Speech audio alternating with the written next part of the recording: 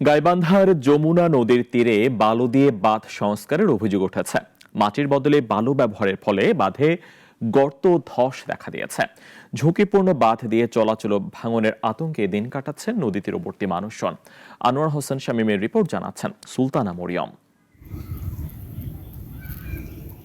সাঘাটায় যমুনা তীর রক্ষায় ২৪ কোটি টাকা ব্যয়ে বাঁধ নির্মাণ করেছে পানি উন্নয়ন বোর্ড, কিন্তু কাজ শেষ হওয়ার আগেই বৃষ্টিতে বাঁধে গর্ত ও ধস দেখা দিয়েছে। স্থানীয়দের অভিযোগ, ঠিকাদার ও পানি উন্নয়ন বোর্ডের কর্মকর্তারা সরকারি টাকা লুটপাট করেছেন। পাশাপাশি তাদের অনিয়মের কারণে বাঁধ দুর্বল হয়ে পড়েছে। সামান্য বৃষ্টিতেই বাঁধে ধস পড়েছে। এতে সামনের বর্ষায় যমুনা তীরের প্রাণীকুল ও ফসলি জমি ক্ষতির মুখে পড়বে। ভ্যান গাড়ি চলে না, অটো গাড়ি চলে না, বা কাঁকড়া চলে না। আর যদি বন্যা আসে, বন্যাতে তো মনে হচ্ছে এই বাঁধ টিকার সম্ভাবনা নাই। বৃষ্টির কারণে ধসে যাওয়ার সম্ভাবনা আছে এবং ধসে গিয়েছেও অলরেডি। জায়গায় জায়গায় মনে করো যে বস্তা ফেলাইছে, জায়গায় জায়গায় মনে করো ফেলানো হয়নি। যে জাত সম্পত্তি যাতে আমরা চাপ হলে পূজা ফেতে মনে করো পাক করে ওটা হাতে নেমে যেতেও পারে।